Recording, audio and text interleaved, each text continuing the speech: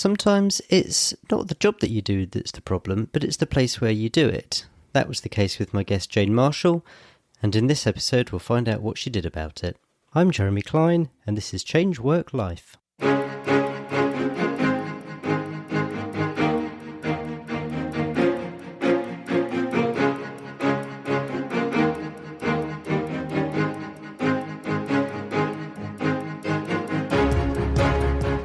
Hello and welcome to Change Work Life, the show that's all about helping you beat the Sunday evening blues and enjoying Mondays again.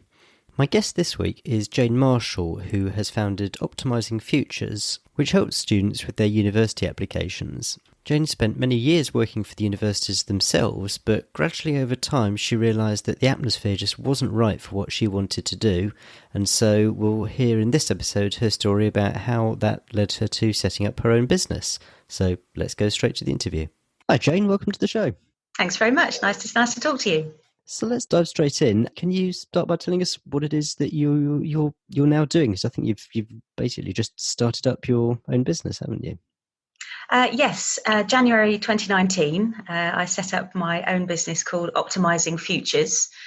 And what we aim to do is essentially help people get where they want to go, whether that's university, job, apprenticeship, applications and interviews. And so that's what I'm doing. You've only started that quite recently. Am I right in saying that you actually started a life out as a teacher? Yes, originally, back in the annals of time, I was a French teacher and I coached rugby at a boys' comprehensive, which I thoroughly enjoyed. But what I actually wanted to do was, I realised, work with sixth formers. And then I decided to go into widening participation at the London School of Economics. And I became their first widening participation officer, which essentially meant going out to schools and helping kids with their university applications and interviews. Which I loved doing. Then I was headhunted by Imperial College. That was 16 and a half years ago. And I was doing the same sort of thing there, setting up a network of schools and going out and helping the kids with applications and interviews. And it expanded because of the focus now on apprenticeships as well as university as future routes. And of course, job applications. My remit kind of broadened. And so I've been doing that for the last, 18 years in total, which is fantastic. Right. Going back into that, so teaching in the first place, what got you into that? Mum was a head teacher, Dad was a head teacher. I've always liked working with students and I could see how much my parents got out of it. And so I decided I would go into it with some pushing, should I say, from my parents. And actually what I loved was working with the students. That was the bit that really appealed to me. What I got bored of, to be frank, was the fact that I spent most of my time saying, no, it's je m'appelle, not je m'appelle. And it was correcting the spellings just constantly. And there wasn't anything above GCSE and I wanted A level or above. So that's why I left. A lot of teachers tend to leave the profession not because of the teaching. They actually like that bit. It's everything that goes on with it, the admin and the politics and all that sort of stuff. But it sounds like from what you were saying that actually it was the teaching which wasn't quite doing it for you. Is that right? I would say it's a combination, because there's nothing nicer than seeing a light bulb appear over a kid's head when they've suddenly got the imperfect tense. I mean, when that light bulb comes on, that's amazing and it makes it all worthwhile. But you're absolutely right. The other side of it is a huge amount of admin. I think I was coming in every morning and ticking a list for every single student for their efforts and their achievements. And as I had classes of 30 plus, every single one of them, every single day, it was too much. And I'd had enough. I'd had enough of teaching to test as well, because it's all about listening, speaking, reading and writing with languages, which means you're teaching to test every single half term. No, I decided to move on. Why do you think your parents encouraged you to go into teaching? Because it's quite interesting that you get people in some professions, be it teaching or medicine or law, where you kind of get the impression that the parents don't necessarily like it, but that's still what they want their kids to do. And so what was your experience there? I think it was the idea of getting me into something that would be a career. And actually, that's something I come across a lot now, is parents wanting students to follow a particular career. So they expect there to be a career in the degree title. My parents aren't like that because they come from an education background, so they understand that it's not about that. It is about finding something that's going to suit you. But I think, yeah, they knew I would be good at working with students, because it's something I've always enjoyed doing. So I think that's why they encouraged me, because I was a bit directionless, to be fair. So I think they did the right thing. And so when you were reaching the conclusion that teaching wasn't for you, how did you transition from that into what you did next? Because it's going from teaching French to working for universities to help, well, to presumably help them get applicants, basically. So how did you sort of how did you discover that, actually, and then how did you decide that that was what you wanted to do next? Well, if you have a degree in education, that means that any aspect of education is actually open to you. That's the good thing about degrees. They do tend to open doors. And so I had a PGCE because I'd done my previous degree, and then I'd done a PGCE afterwards. And actually one of the requirements of this particular role at the London School of Economics was somebody who'd been involved in teaching in some way. Because it meant that you would be a person who hadn't just been office bound, you'd been working with kids the whole time. So that actually opened the door to me at LSE. My sister had always worked in business, and so she had a very good idea of how to prepare somebody for an interview in a business, which was something I hadn't done before. And so with her help, I was able to perform well at the interview, and obviously they offered me the job. So I think it's going to specialists, people who've been through the process, which really does help when it comes to changing the particular direction you're going in, I would say. Okay, so that's sort of why you were qualified, or why you became qualified to do the job. I'm curious as to why the job was qualified for you, if you see what I mean. Why was it right for you at that point? I think it was right for me because it was going to get me out of the school environment and away from the bits that I wasn't enjoying, but it was still keeping me within the school environment, so I was still working with young people. It was also giving me the opportunity to tackle the university applications side of things, because my role has always been kind of dual purpose. It was always not just working with the kids and helping them with the applications, it was working with the admissions tutors and helping them to essentially decipher the applications and understand all about student disadvantage, and so that we could level the playing field for the students who were actually applying to the London School of Economics. That was where it all came from. So you were doing this whilst you were teaching? No, this was after I'd left teaching, but I wanted to get involved in the application side of things because actually I find that very interesting, and I always have done. So I'd started looking at helping sixth formers with UCAS applications from the school side, but I wasn't actually hugely involved with the process when I was teaching. So I wanted much more involvement in that because I wanted to be working with the sixth formers, and essentially I knew that if I went to somewhere like LSE, that's what I'd be able to do. So okay, so it was as a result of doing the teaching that you kind of became aware that this existed as a thing. Because I think that's quite interesting, that people you don't always know what's out there. So it's very important to sort of get exposure to lots of stuff, be it in your own area or outside, just so you do know what's out there.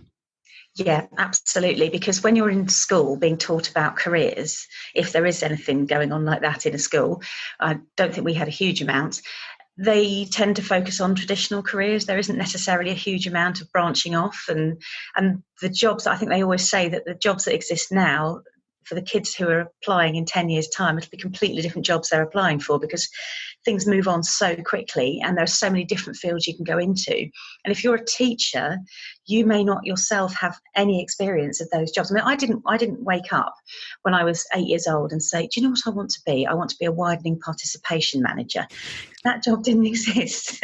And I think there's probably a lot of people that haven't got a clue what that means now anyway, but that's my point. These jobs people don't necessarily know about them all. So it's a case of exploring and listening and finding out. And sometimes you just fall into them by complete accident. Did you have any particular fears when you were changing from teaching to working for the universities? Was there a part of you that thought, this is actually quite a bit different to what I do? Not really, because I'd actually done quite a bit of temping in offices in between different bits of university, in summer holidays, that kind of thing. So I knew what offices were like. So I didn't have any fears about working in an office with other people. That was actually great, and I thoroughly enjoyed it. I've always thoroughly enjoyed doing that. I suppose the difference would be lack of holiday. Because if you're a teacher, you get huge amounts of holiday. To be fair, though, if you're a teacher, you're spending an awful lot of that holiday planning or marking or preparing or just recovering from what's just happened. So, it took a while getting used to the lack of holiday. But, to be honest, I didn't end up taking most of my holiday because I enjoy what I do so much. So, was there anything about teaching that you particularly missed? Sort of whilst, when you were, I don't know, a year into your role, anything you thought, oh, yeah, I do actually miss that aspect of it? In complete honesty, I would say no. The only thing I would have said possibly yes to would have been the contact with the kids, but because I still had the contact, but with the older kids, the sixth formers, I wasn't missing contact with students. So I was working with sixth formers all the time rather than year 10s or year 11s. So it outweighed it.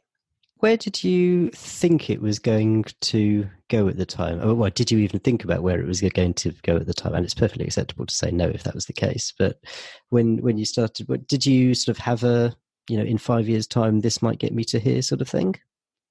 I think with universities, they do tend to have quite a good progression structure up to a certain point.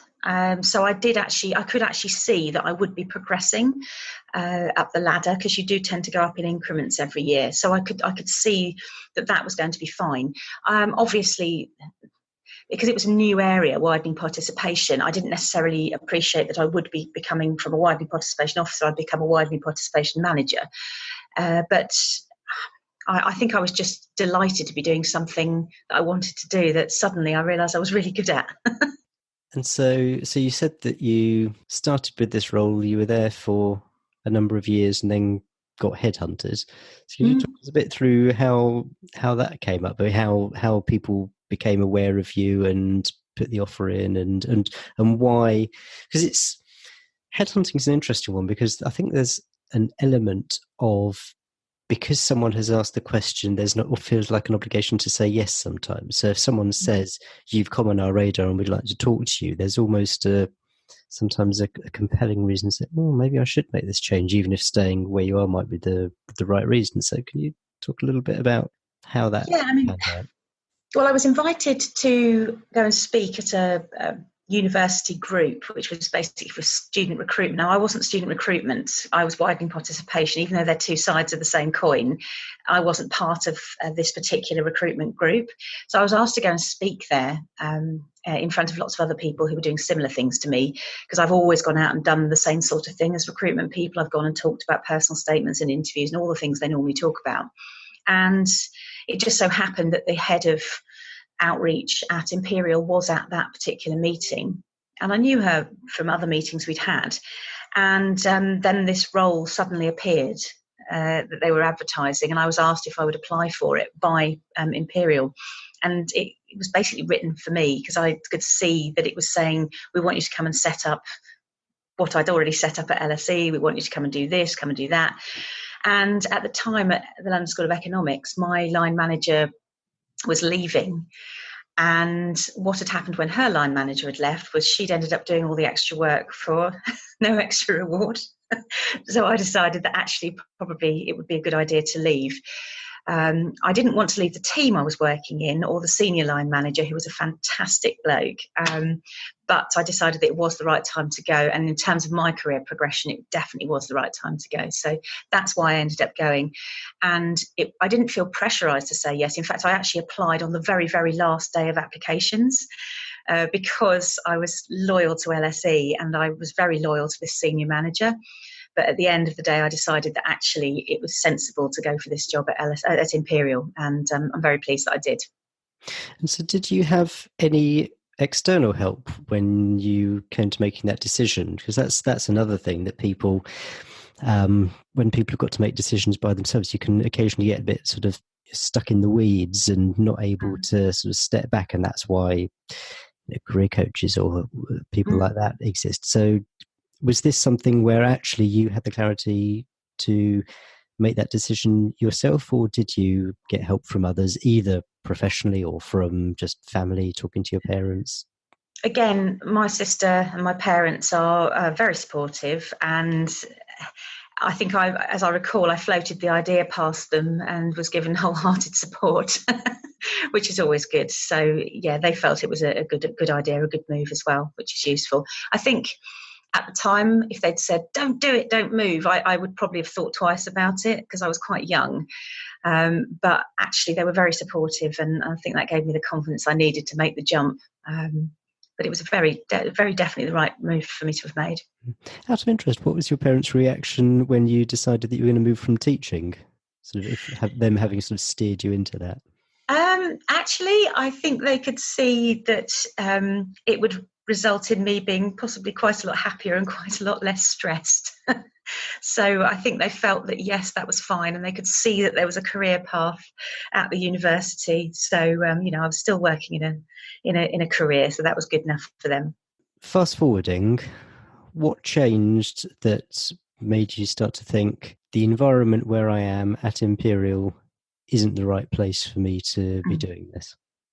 Well, obviously, I was there for a very long time. I was there for 16 years. And when I started, there was literally the lady who was my boss, who'd invited me to apply for the job. And she had a fantastic assistant who's actually still there. And it was me. And we were the team. And so I set everything up from scratch for Imperial because they didn't actually have a UK recruitment office at all. They had international recruitment, but they didn't actually have a UK recruitment team. So I set everything up. And the beauty of it was because I was invited by UCAS to go and do talks at their conferences around the UK, it meant that I had quite a lot of schools getting in touch saying, can you come and do that in our school? So it meant that I built up my network really quickly. So the network got established very quickly. I was going to lots of different schools all over London and the South East. I usually worked with about 150 a year, but it was a wide variety of schools. So they weren't just state schools. Because of the fact that I had kind of a broader remit where I was being told, get kids into university regardless of background, I was looking at GDST schools, which is the Girls' Day School Trust. I went to a GDST school in Norwich. They're private schools because you need to get more girls into science and engineering, which is, of course, what Imperial specialises in. I was also going to really top state schools, which wouldn't necessarily be associated with widening participation, but actually you tend to find that the brightest kids from the disadvantaged backgrounds end up at these particular schools, so they're the sort of students places like Imperial need. So I had this really wide range of schools, and then probably about 8 years ago they set up a UK recruitment team at Imperial for us to work with, and it quickly became apparent that they had a very different way of working. They had targets, they had lists, they had, a range of things they wanted to do, which were Imperial branded. And I had never done anything that was university branded. They all knew I came from Imperial, and I was there to answer questions specifically about Imperial. But actually, every presentation I did was to help kids get where they wanted to go, regardless of where it was, regardless of their background. It was just to help them fulfill their potential. And that was not in line with the very Imperial branded marketing approach that recruitment wanted to follow. So we worked alongside them for a few years, and then we all ended up in the same division, which was interesting. And then my line manager was made redundant probably about 6 years ago. And things had changed quite a lot, really. And I was having less and less freedom to go and work with as many schools as I wanted to. And my remit was getting narrower and narrower and narrower. And finally, I decided that actually that was the time to go, because I wanted to be able to help the kids I'd been helping, and I wasn't going to be able to do that anymore. So I thought, yeah, time to go. So can you identify a specific trigger point? Because you talked about sort of 6 years when changes made. Was it a sort of a gradual, or was there something that made you think, okay, no, that's enough. I need to go and do something different? Well, there were various straws that finally broke the camel's back. One of them was when I was going into the office because I had to go in for meetings, and I was told that I needed to spend more time in the office, which actually isn't terribly easy to do when you're out in schools all the time, because you're usually zipping between schools, and it takes a lot to go back into London, having been zipping between schools. So what ended up happening was I was going in for desk time in inverted commas and having to hot desk. And I'd arrive and the hot desk that I was supposed to be using wouldn't have a mouse, or it wouldn't have a keyboard, or the monitor wouldn't be working. And this kept happening. And it got to the stage where I was having to cobble together computers, and it was taking me 45 minutes to get the right bits and then attach the computer to the printer so I could actually do any work. And the final straw was when I went in and I was told that they were taking down the video of the personal statements talk that I'd done on a college open day probably about 6 or 7 years before. And that was a bit of a shame, because I'd been using that as a second me, because it was just a video of me doing a personal statement talk, which is incredibly popular. And I was using that when schools would ring up and say, can you come in next week? I'd say, well, I can't come in, but here's the link to the video. Here are the resources that go with the video, and let's book in a date for next year. And we were doing it that way. So it was a second me. And so when they said they were taking that one down, I just thought, okay. And then the second trigger was when I was told I couldn't actually go on any more overseas visits. And I said, that's fine. I'll go in my own time. And because I had plenty of spare holiday, and I was told I couldn't even go in my own time. And these are to schools I've been working with for 10 years. I wasn't getting paid to do it. The schools would pay for me to go over places like Gibraltar in the Netherlands. And I just thought that's really daft. So I decided, right, that's it. And that was August last year. So there we go. Were they surprised when you quit? I had alerted my line manager. She knew what was coming, but only just. She didn't know. She didn't have much advance warning. But yeah, I think higher up the food chain, they were a little bit surprised. But the good news is I'm still going in to do the talks that I would have always done on campus for my team. So the outreach team, who I get on with extremely well, get me in to do personal statement presentations in summer schools and workshops in the autumn on interview skills and proofreading personal statements. All the things that I would normally have done for them, I'm now going in and being paid as consultants, go in and do them, which is lovely, because I still get to see all the people who are fabulous who I used to work with. So it sounds like there wasn't a lot of engagement when they made all of these changes. They sort of said, right, okay, this is what we're doing, this is what we're doing. You didn't really like it, but they didn't actually discuss it with you. And then, surprise, surprise, you decide, okay, I've had enough. And then oh, what's happened there then? I think because I wasn't in the office every single day of the week, and I was, to be fair, I was rarely in the office. I had so many schools to work with. I had so much I needed to do to help the schools that actually I was very rarely in the office. If I'd been in the office every day, I would have been able to fight my corner. I would have had representation, but it's very difficult to do that and be out in schools. So something had to give, and my time in meetings, speaking to people was minimal. And I think that's one of the reasons why I knew what was going to be happening, because my line manager was very good and she kept me in the picture. But again, there wasn't a lot of consultation from senior level. I mean, I'm talking at the very, very top, because at the end of the day, we were just practitioners and they make the decisions, and then we have to follow what we're being told to do. So that's how it tends to work. And it does actually make you feel quite powerless, because you know you're doing a good job in the schools, but actually you feel quite powerless in terms of what might be coming next, because you don't know what the decision is going to be from the higher ups, and that's just unfortunate. But I don't have any higher ups now. I'm on my own. I'm in charge, which is great. Well, I was going to say, I mean, you've gone from doing that to doing something very similar, but on your own account. Was there any point where you thought that you still wanted to do what you were doing, but in a different environment and possibly at another institution, another university, rather than going and doing your own thing?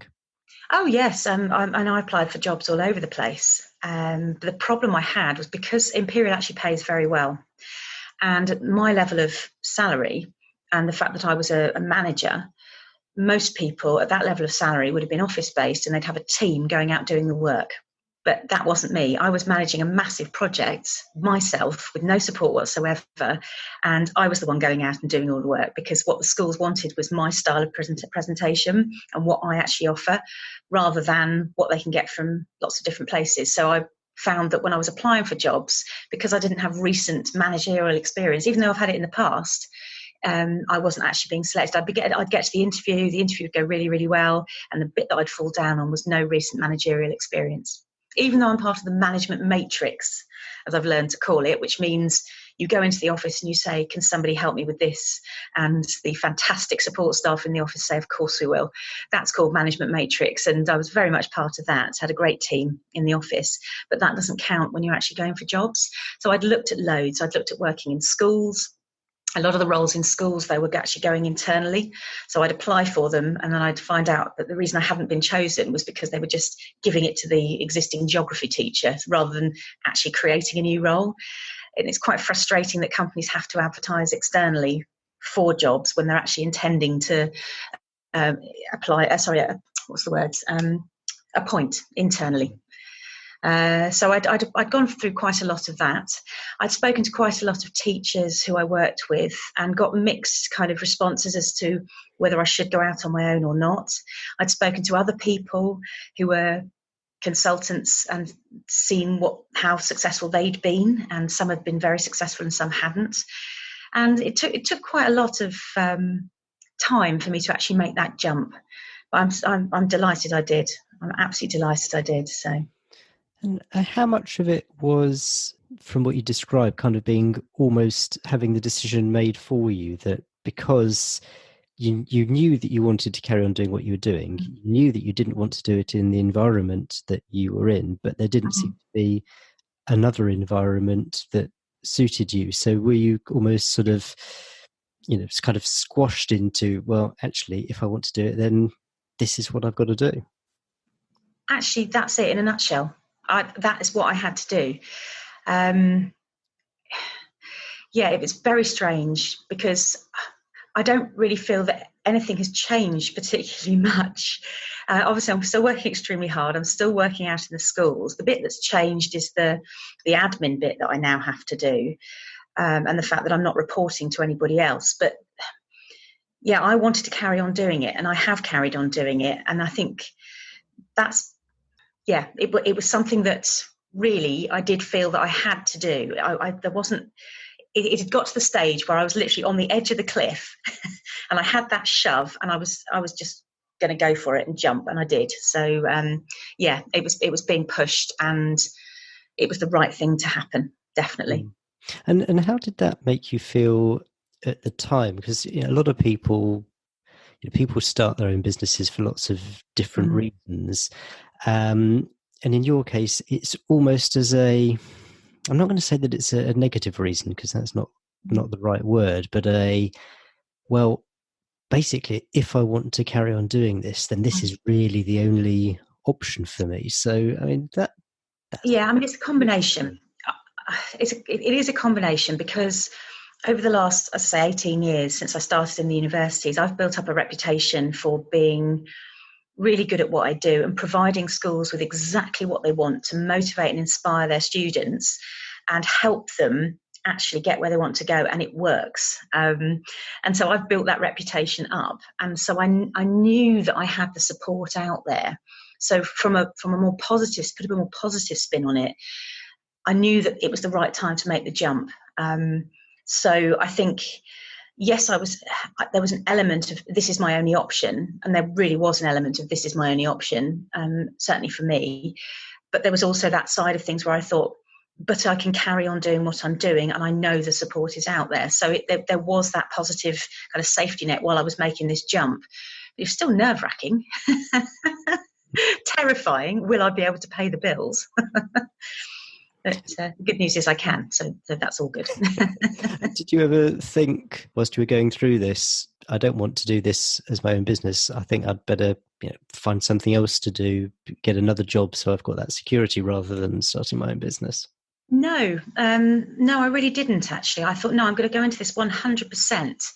And my husband came up with a very good point. He said, look, if you are finding that the jobs you've been going for the last however long are because you haven't got any managerial experience in terms of running a team of staff, you still won't necessarily have a team of staff, but you will have director of your own company on your CV, which actually may actually open up some more doorways. And so I think he's right. If this hadn't worked, and touch wood, I do think it has, but if it hadn't worked, then I would at least have had a different avenue I could have gone down with a different type of managerial experience. So it was a potential win-win. I think it is a win-win, not just a potential one now. So that's good.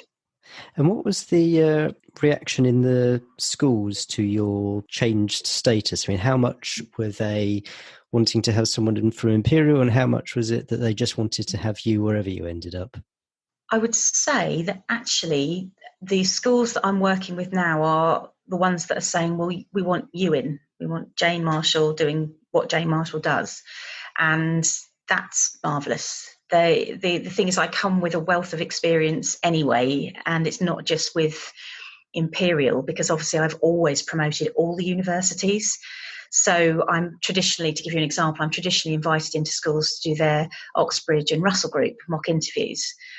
So it's not just Imperial interviews, it's Oxbridge and Russell Group, even though my speciality at Imperial would be medicine interviews, because I was on the medicine interview panel for years. I'm going in, I'm doing politics interviews and modern languages interviews, so that the schools are actually saying, yes, we want you to come in and do what you do. Obviously, the main issue you have is with budget, because school budgets are very, very tight. So some schools can afford it because they have a bigger budget. So I am doing quite a bit of work with independent schools and schools overseas that I used to work with. But with the state schools, there is funding available, and some schools are finding it, other schools aren't. And the ones who aren't finding it for this year are actually turning around and telling me they're going to find it for next year, because I didn't help matters by launching in the middle of a financial year when the budgets were already committed. I fully appreciate that. So that the reaction from the schools has actually been very good. And it sounds like a large part of that is that you had built up your own personal brand, and it was, Jane Marshall does this, she is good at this, we want her to do this. Yeah. Did you build up that brand consciously? I mean, were you aware that as you were doing this and building up your expertise, that you were sort of creating your own internal thing, or is it something that's just turned out that way? I think it initially it just turned out that way, because I would always present myself as Jane Marshall, London School of Economics, Jane Marshall, Imperial College London. I was always part of the bigger whole. But I think once the video went up on the internet, I had people contacting me from all around the world, and it's people saying, yes, we want Jane Marshall to help with my personal statement. And it did become, and it has become, something that I'm well known in the area for, knowing how to help students with applications and interviews. So I think the brand is kind of, it's like a snowball going down a mountain. It has got bigger and bigger, which is lovely and quite overwhelming. But I think it's enormously helpful for the business, is that I was known eventually as, oh yes, we want to get Jane Marshall in, rather than, oh, that lady from Imperial College. They all knew I came from Imperial, and I was able to promote Imperial, but it was, let's get Jane Marshall in. So that has been very helpful for the business. I think this is a really important point, actually, that even as an employee, someone can build up their own personal brand, their own expertise, their own experience, and get personally known for doing something, so that you might never want to leave where you're at, but in the event that you move somewhere else or decide to set up on your own, then it's likely to stand you in extremely good stead. Yes, and having a massive network of contacts helps, because I've never really been one for a lot of networking events, but because I've worked with the schools for such a long time, if somebody in the office came up and said, oh, we need somebody in Southwark, this particular type of school, I'd be able to say, oh, you need to contact Mrs. So-and-so from that particular school, and I'd know exactly which name and exactly which school, and I'd be able to pass the details on. I think it's being very familiar with your network of contacts, and that's really helpful. And yeah, I mean, I've been very lucky because I've had UCAS behind me the whole way. They've been so supportive. I now do their voice on their personal statement video, and that came about because they'd seen the video that Imperial had put up, and they wanted my style of, I've always called it ranting, over the top of their personal statement video, to kind of, it's only 5 minutes, but it gets kids focused and thinking about what they need to do. They've been brilliant, and I still do conferences for them. And UCAS, for those who don't know what it is? The University and College Admissions Service. So that's where kids send their applications to. It's centralised admissions for UK universities. So, for example, a kid would fill in a UCAS form, and that's where the personal statement goes, which is essentially their covering letter for their application. And the school would put a reference on, they'd have all their qualifications on there. It gets fired off to UCAS, and UCAS then send it to their 5 university choices. And then all the decisions go back to UCAS. It's all centralised, and it's a lot simpler than other countries, because other countries you tend to apply directly to the individual universities, and it can be a very different process for each individual university, like the Netherlands, for example. So you've been going for 4 or 5 months now. Where do you see this going now? Is this sort of what you're going to be doing? Do you see it changing, evolving? Do you think you're going to stay as a one person consultant, or build up a team, or what's your thinking as to where this might lead to?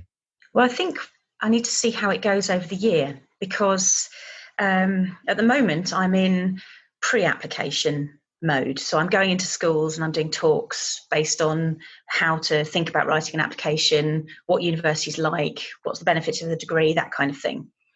In the autumn, that's when all the applications start getting written. And based on what I'm going to be doing for Imperial and their students who are applying, and also what I'm going to be doing for various other colleagues I work with around the world, I know I'm going to be doing a lot of personal statement proofreading in the autumn. So the role is going to change come the autumn. I'll be doing mock interviews and personal statement proofreading. And then next year it's going to be more of the personal statement talk. So it kind of goes in different waves. I think in terms of how the business develops, we'll just have to see how it goes, because the problem I'd had at Imperial, the reason there wasn't another me and I didn't have a team of staff, because I could have asked, and I did ask for an administrator, but I could have asked for a team of mini-me's, was because the schools are asking for me to come in and do what I do. So what I would need to find is somebody else with their own unique style who could actually do their own unique way of presenting things to complement what I'm doing. Because you're not going to find somebody who's exactly the same as me, because that's daft, but it'd be somebody who complements it. So I could see that happening, and I'm very open to seeing how things evolve, really. I think you've hit on something that is a real risk of people who develop a personal brand. It's, what happens when you've only got so many hours in the day? And what happens if you want to expand beyond those hours? What can you delegate or offer up as an alternative, or say, okay, well, I will, I don't know, come to the initial conference, but then in terms of the follow-up, and selling it as but then this person will do that bit, and they're actually that's better for you because that's one of the trickier bits, I think, isn't it, when you're so much in personal brand.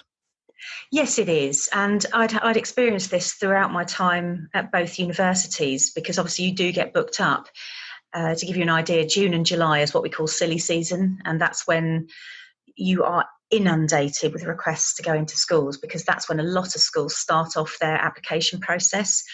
I've actually spent the last probably 15 years trying to encourage schools to start their application process a heck of a lot earlier in the year, because then that way there's more time to fit things in. It gives kids more time to get prepared for what they need to actually be doing. And what I've always done when I've been booked up, as I say, I used to use the video. So that's one way of doing things. So I'd probably, there will be a video on my website eventually, which actually is a small version of my personal statement talk, which schools can use. But also what I would be doing is saying to schools, well, you need to get booked in early for next year. So my diaries frequently over the last 15 odd years is booked up a year in advance. So it's first come, first served. And the schools know that. It's not a bad position to be in. Good, isn't it? Jane, I've absolutely loved talking to you. It's been absolutely fascinating. Do you have any particular tools or resources that you can point people to that just helped you through this process? Yes. So initially I used Wix.com, which is Wix, as my portal for setting up my website. Okay, so website builder, yeah. It is. And that was very straightforward. And even a Luddite like me was able to cope with setting up a website. It's very helpful. And I also used, what was the other one? Oh, yes, Reg 123 or 123 Reg. I can't remember which way around it goes, but that's where I reserved my domain name, because I wanted to have optimisingfutures.co.uk. So I reserved that on there. I set up my business insurance because I needed that because I'm giving advice in schools and to individuals. I set that up through Simply Business, which was very easy. And that then linked me up with an online community called Crunch Chorus, which is for people who are self-employed, setting out in business. And that's been really nice because there's a lot of chat that goes back and forth about what have you done about this and how do you manage tax and all the rest of it. And that's really helpful. So I think they've been the main things I've used. And obviously friends have helped me with social media, setting up Twitter and Facebook and Instagram and all those sorts of things because I didn't know anything about that. And where can people go if they want to find out more about you or get in contact with you? My website is optimisingfutures.co.uk. My email is janemarshallpsi@gmail.com. And anybody's welcome to get in touch with me at any time.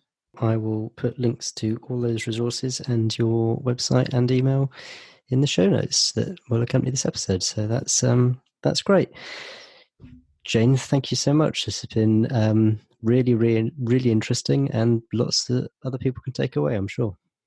Thanks very much, Jeremy. It's really interesting the reluctance that Jane seemed to feel about leaving the university system and starting on her own. There's no doubt that she had and indeed has the skills to go out and do this by herself, but it took some time and a real change of atmosphere and priorities at the place where she worked before she finally decided to quit and start Optimising Futures. I love, though, that she identified this as the way that she could carry on with what she clearly loved doing, and rather than try and find roles which would suit her, she's basically created her own role using her network and her existing reputation to support her. I think above all else, if it teaches us anything, it's that if you have found what you love doing, then it's really worth holding on to that and trying to find a way that you can continue to do it. The show notes page for this episode is at changeworklife.com/15. That's the number 15, where you'll find links to Jane's contact details and to all of the resources that we mentioned in this episode. If you haven't yet checked it out, do take a look at the changeworklife.com Facebook group, particularly if you've got a career issue going on at the moment that you'd like advice on, or maybe you've been through it and you can offer advice to other people. And I'll link to that in the show notes. We've got another great interview next time, so please do join me then. Look forward to seeing you. Cheers, bye.